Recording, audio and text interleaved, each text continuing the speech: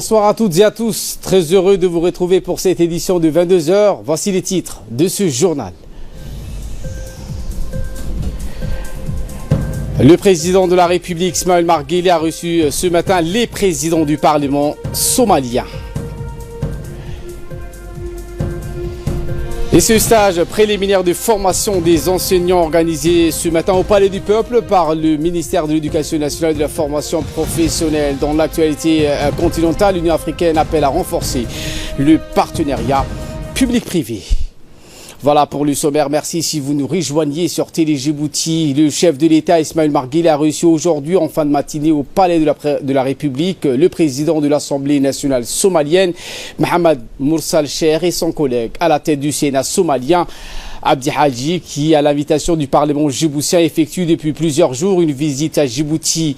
Au cours de cette audience, le président Guelleh et les plus hautes autorités du législatif somalien ont évoqué ensemble l'état des relations d'amitié et de coopération entre les deux pays et les deux peuples frères et amis. Et les discussions ont ensuite porté sur l'identification de nouvelles actions et appuis que la République de Djibouti est dans le cadre de son engagement en faveur de la stabilisation et de la reconstruction de la Somalie, est à même apporté à cette nation sœur, amie et voisine. Les échanges ont enfin permis aux responsables somaliens d'enregistrer les approches stratégiques et des visions du président Guelleh dans la nécessaire intensification des efforts de ce pays ayant récemment débouché sur la reconquête des nombreuses régions placées autrefois sous les contrôles des Chebab. Et ce message de condoléances suite au décès de Lula Mohamed Dileta survenu vendredi soir, le chef de l'État Ismaël Omar Guelleh exprime ses condoléances aux familles Mohamed Dileta et Nasser Al-Othman, un message qui a été transmis de façon incomplète suite à une erreur technique hier soir. Dans son message, le président Guelleh a adressé ses condoléances attristées aux familles djiboutiennes Mohamed Dileta et Nasser Al-Othman, déplorant tous deux la perte de celle qui a scellé le trait d'union de l'alliance irréversible entre elles, en l'occurrence Madame Lula Mohamed Dileta, décédée donc vendredi soir. La défunte Lula Mohamed Dileta était à la fois la fille de Dileta Mohamed et la mère de la prestigieuse famille Othman, deux familles très connues de Djibouti, comptant respectivement en leur sein l'ancien premier ministre de notre pays, Dileta Mohamed Dileta, et Nasser Al-Othman, le plus grand banquier djiboutien que notre pays ait connu. Nous nous joignons d'autant plus à la douleur des deux familles endeuillées qu'elles comptent de nombreuses personnalités responsables ayant longtemps servi avec dévouement et patriotisme notre pays, a déclaré le président de la République. Nous rendons volontiers hommage aussi à la défunte dont le succès et la gloire est à la mesure de la réussite éclatante de ceux dont elle eut la responsabilité d'élever, d'éduquer et d'entretenir par ses soins conjugaux, maternels, fraternels, a poursuivi le président de la République. La première dame et présidente de l'UNFD, Mme Khadra Mahmoud Haïd, s'est jointe également au président de la République pour exprimer ses sincères condoléances à la famille de l'illustre mère djiboutienne décédée. Puisse Dieu Tout-Puissant accueillir la défunte compatriote dans son paradis éternel, en conjointement imploré le président de la République et la première dame, née en 1930, Lula Mohamed Dileta, dont le pouls est décédé quelques années plus tôt, était une femme attachante, généreuse et accessible à tous. Elle laisse derrière elle une importante famille composée de 7 enfants ainsi que de nombreux petits-enfants. Le Premier ministre Abdulkadir Kamil Mohamed a également adressé ses condoléances les plus attristées à la grande famille de la défunte. Par ailleurs, les membres du gouvernement, dont le ministre de la Présidence chargé des investissements, Ali Guelleh Aboubaker, le ministre de la Santé, Mohamed Ouarsama Dirie, le ministre de la Communication chargé des postes et des télécommunications, Radouane Abdillahi Badon, le secrétaire d'État à la décentralisation, Hamadou Mohamed Alamis, le secrétaire général à la primature, Naguib Abdallah Kamil, adressent tous leurs sincères condoléances à la grande famille de Lula Mohamed Dileta. Et les ambassadeurs ne sont pas en manque. L'ambassadeur de Djibouti au Japon, Ahmad Al-Eita, le représentant de la République de Djibouti auprès de la Somaliland, Hussein Omar Kawalié, le préfet de Dikil, Mohamed Cheikhou, et le président du conseil régional d'Obok, Hassan Dabeli Ahmad, et Mohamed Hamad, et l'ingénieur Baragouita adressent également leurs condoléances les plus attristées à la famille de la défunte Lula Mohamed Dileta. Que le Tout-Puissant l'accueille dans son paradis éternel. Inna lillah wa inna ilayhi raji'un. Également, dans l'actualité de ce 22h, le Premier ministre Abdelkader Kamil Mahamat a présidé et constaté de visu l'avancée des travaux sur la réflexion de l'énergie et du tourisme ce matin dans la salle de réunion du Palais du Peuple. En effet, les deux laboratoires tourisme et énergie travailleront jusqu'à un mois de suite pour planifier et mettre en œuvre tous les besoins nécessaires pour booster les deux secteurs clés au développement durable. Était présent le Premier ministre, le ministre de l'économie, chargé de l'industrie, Ilyas Moussa Daoualé, la ministre de l'Habitat, Amina Abdi Adan, qui représentait le ministre du Tourisme et le ministre de l'Énergie, Younis Ali Guidi, ainsi que le secrétaire général de la présidence, Mohamed Abdillahi Ouaïs, qui représentait le ministre auprès de la présidence chargée des investissements. Après donc la réunion, un petit briefing de l'avancée des travaux, le Premier ministre Al-Haji Abdelkader Kamil Mahamat a suivi celui du laboratoire dirigé par des experts internationaux du Pemondo Associates, qui est une société malaisienne. Dans un point de presse, le ministre de l'Énergie, Younis Ali Guidi, a expliqué donc l'avancée des travaux et l'objectif visé par le gouvernement en matière de l'énergie, qui pourra donc accomplir la feuille de route du gouvernement pour atteindre les objectifs de développement de la vision 2035. Écoutons le ministre. Avec le Premier ministre de la République de Djibouti, nous avions eu un récapitulatif des travaux des deux laboratoires qui ont été menés cette semaine par nos collaborateurs respectifs et des institutions du tourisme et de l'énergie, mais aussi d'autres institutions concernées. Et donc, c'était une mise au point du travail qui a été fait cette semaine, un récapitulatif de travaux qui ont été faits, des objectifs qui ont été ciblés, et de toutes les problématiques qui se sont posées pour la suite de deux laboratoires. Et nous sommes confiants et nous félicitons dans un premier temps tous nos collaborateurs ici présents, fonctionnaires comme du secteur privé, pour pouvoir apporter leurs idées et leur innovation et leurs compétences pour développer les deux secteurs qui sont l'énergie et le tourisme. C'est vrai, ça sera un travail de longue haleine qui va se poursuivre jusqu'au 12 décembre, Inch'Allah. Mais nous comptons venir toutes les semaines pour avoir un compte rendu du suivi et évaluation des travaux qui seront fournis pour des objectifs clairs et définis, Inch'Allah, le 12 décembre prochain. Pour sa part, le Premier ministre Al-Haj Abdelkader Kamil Mahamat a exhorté les deux départements concernés d'en faire sortir des réalisations concrètes. Écoutons le Premier ministre. Effectivement, le travail a été bien fait. On peut le dire aujourd'hui. On avait quelques appréhensions au départ et quelques difficultés. Nous avons surmonté tout cela. Et aujourd'hui, le résultat est là. Les deux laboratoires, tourisme et énergie, apparemment avancent bien.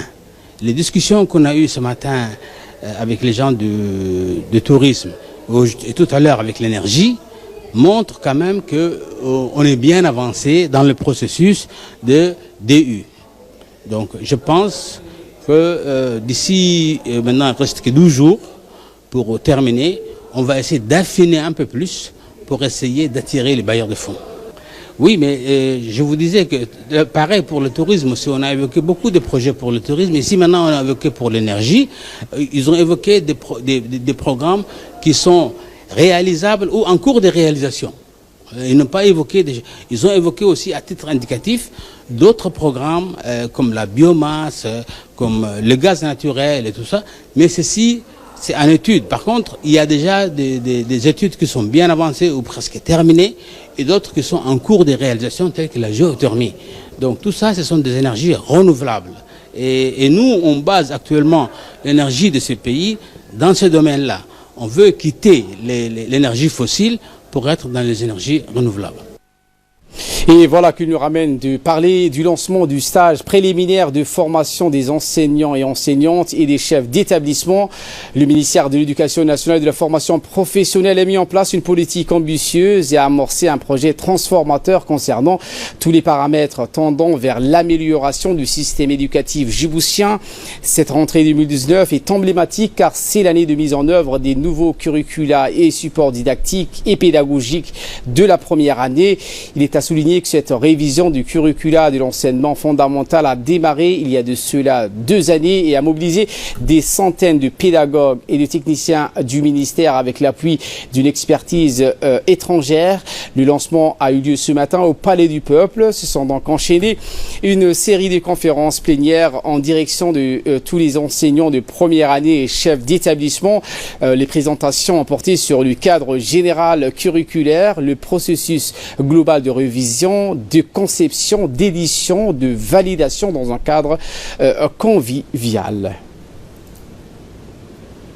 Dans son intervention, le ministre de l'Éducation nationale et de la formation professionnelle, Moustapha Mohamed Mahmoud, a rappelé l'objectif commun de tous les acteurs de la communauté éducative, améliorer les performances des élèves. Il a instamment rappelé le rôle essentiel des enseignants et leur impact sur leurs élèves et le devenir de notre pays.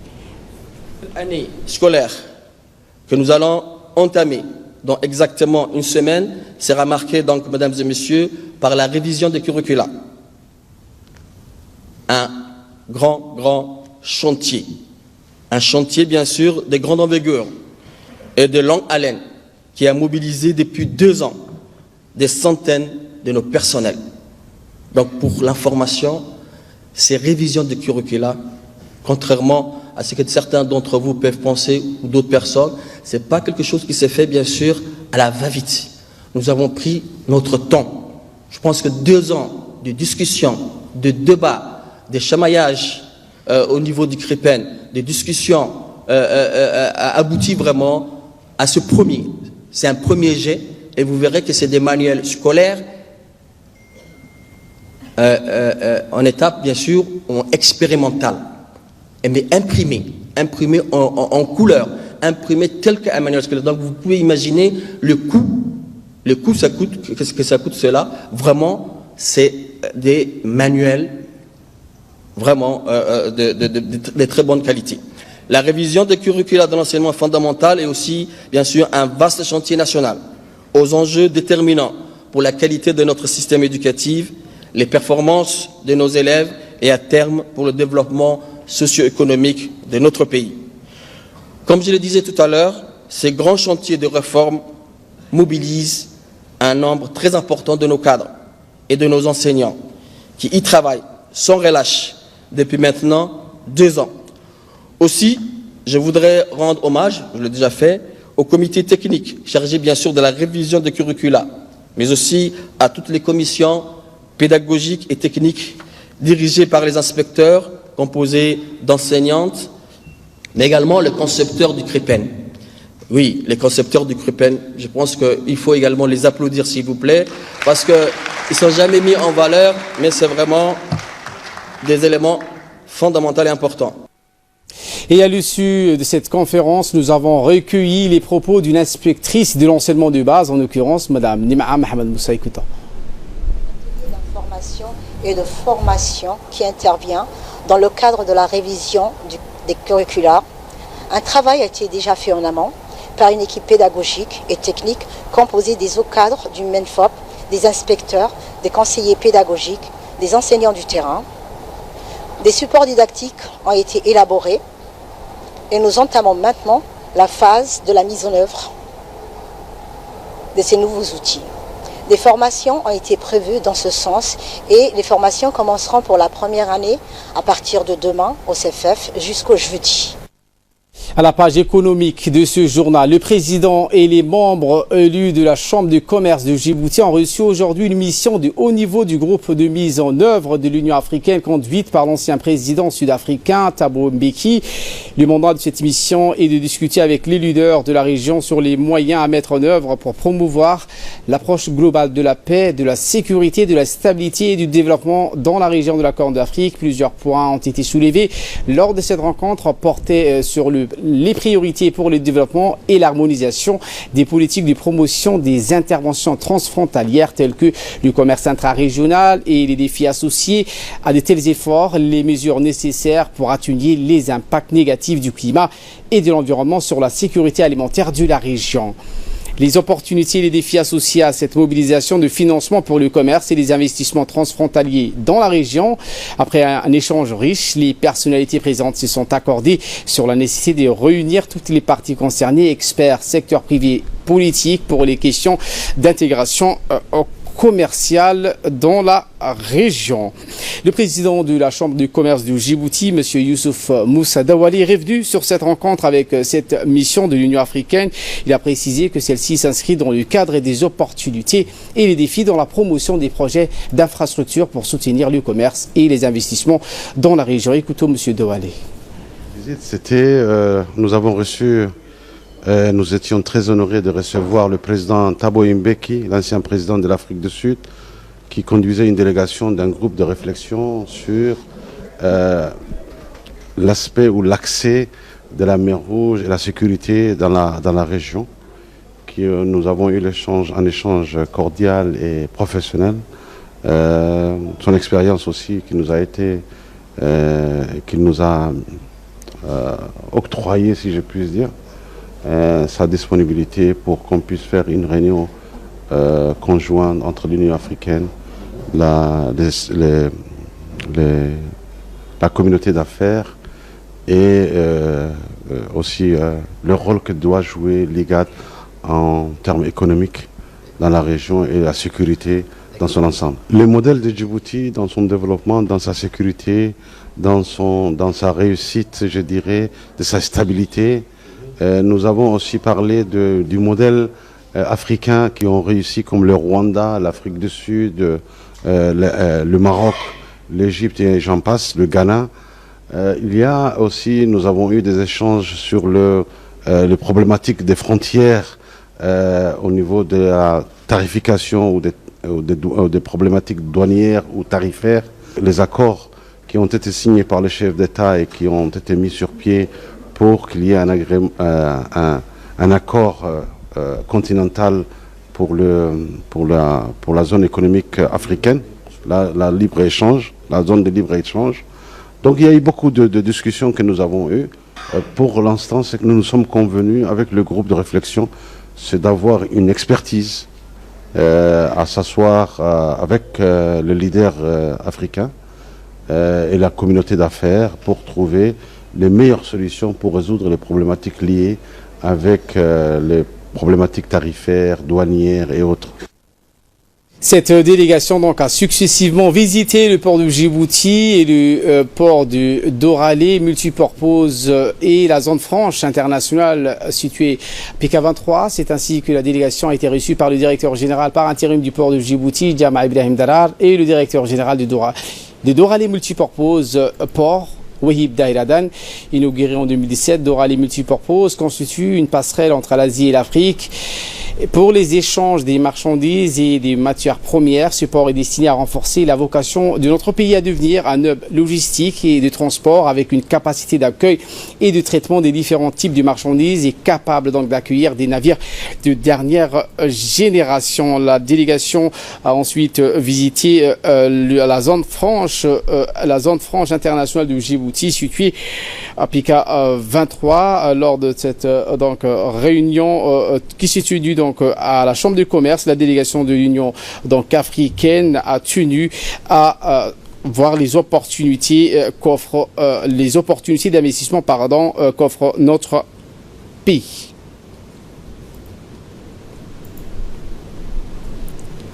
Le ministère de la Santé a organisé durant une semaine une formation dédiée à la prise en charge thérapeutique de nouveau-nés au profit des sages-femmes et des infirmiers des différentes structures de santé du pays. En effet, une formation a été dispensée au personnel de santé de la capitale et des 5 régions de l'intérieur impliquées dans la prise en charge de la santé mère et enfant.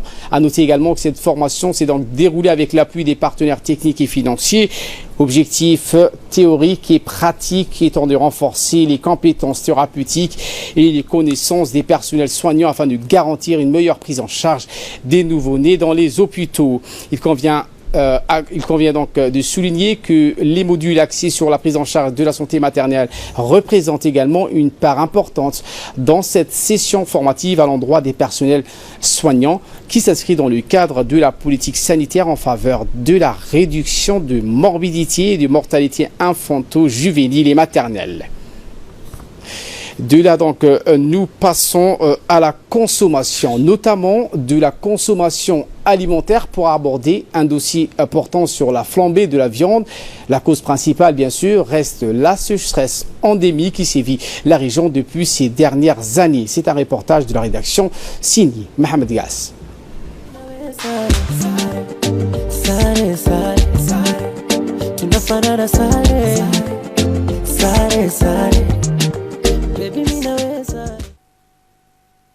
À Djibouti, l'augmentation du prix de la viande inquiète sérieusement les consommateurs. Tous les types de viandes sont concernés, bétail, moutons et chèvres qui sont consommés très souvent dans notre pays. La raison de cette hausse des prix nous est expliquée par nombre de vendeurs qu'on a pu interviewer et c'est bien évidemment la pénurie des pâturages et la flambée des prix de la nourriture pour le bétail. Rappelons que la viande de chèvre est une ressource alimentaire non négligeable et elles ont une importance économique, surtout pour ce qui est de la consommation ménagère de viande, sans oublier son rôle socio-culturel, car la viande de chèvre constitue très souvent la pièce de résistance pendant les rites coutumiers ou lors des festins des mariages. Madame Kadra Moumine Doualé nous explique un peu les pourquoi de la hausse des prix de la viande dans notre pays. Avant, les kilos de la viande étaient 800 francs. Et aujourd'hui, nous le vendons à 1200 francs parce que les bétails chèvres se font rares ces derniers temps. Et les paix qu'on trouve, on nous les vend cher. Oui, évidemment, c'est dû à la pénurie des pâturages et la flambée des prix de la nourriture. Pour les bétails, du coup, c'est normal que les prix s'élèvent les jours au lendemain. Comme elle, plusieurs autres bouchers interrogés ont confirmé cette augmentation du prix de la viande, des bétails et des chèvres. Monsieur Mohamed Daher, les bouchers du marché des PK12, nous explique un peu les pourquoi et la raison principale de la hausse des prix. La pénurie des pâturages et la sécheresse qui est la raison principale de la hausse des prix, a-t-il dit. Et cela entraîne automatiquement un coût supplémentaire auprès de ceux qui nous approvisionnent. Selon lui, malgré cette légère hausse, il n'y a pas eu lieu de rupture d'approvisionnement, contrairement à ce qui s'est dit. Et le kilo de la viande des chèvres vaut 1200 francs aujourd'hui, contrairement à avant où on vendait les kilos à 800 francs.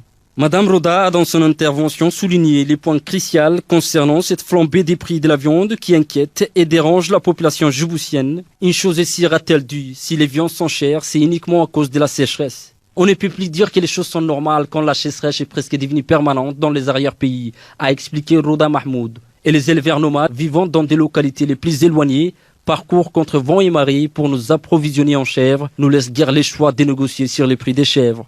Pour les éleveurs nomades, élever les chèvres et les vendre en milieu urbain est un moyen efficace pour lutter contre la pauvreté, quitte à les aider et les armer à faire face et à devoir affronter la sécheresse qui peut éventuellement mettre en péril leur vie et se faisant remédier aux problèmes liés à la hausse des prix de la viande qui dérange et inquiète la population djiboutienne dans toute sa totalité.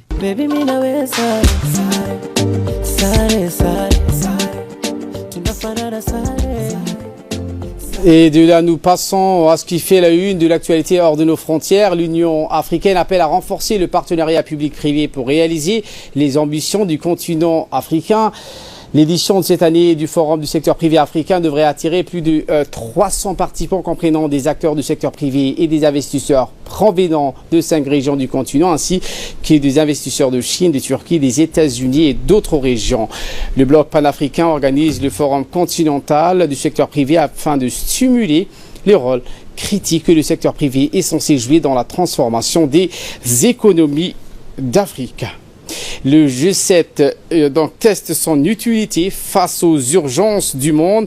Les dirigeants du G7 vont tenter de s'accorder sur des mesures d'urgence contre le feu de forêt en Amazonie, mais aussi ce qui s'annonce plus difficile sur une relance de l'économie mondiale. Ensuite, Donald Trump et Boris Johnson rejoindront Macron, Angela Merkel, Shinzo Abe, Giuseppe Conte et Justin Trudeau pour discuter de la sécurité mondiale et de l'état de l'économie. Les dirigeants devraient plus facilement s'entendre pour participer notamment financièrement au combat engagé contre la multitude d'incendies dévastant l'Amazonie, cette forêt qui brûle, qui est notre bien commun selon le président français Macron. Ils devraient apporter leur aide non seulement au Brésil mais aussi aux pays comme la Chili pour déployer des moyens de lutte. Voilà pour l'essentiel de ce 22h. Merci à vous de nous avoir suivis et très bon suivi des programmes sur Télé Djibouti.